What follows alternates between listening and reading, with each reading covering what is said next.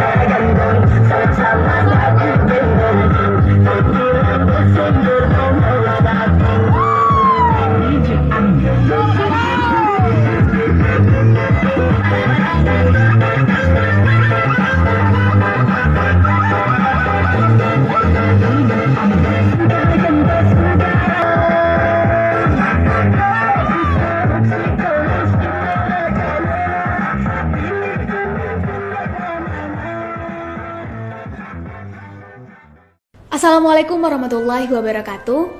Teman-teman, sebentar lagi pilkada atau pemilihan kepala daerah akan datang menyapa kita. Memilih pasangan calon yang paling disukai dan dipercayai tentu adalah hak kita masing-masing.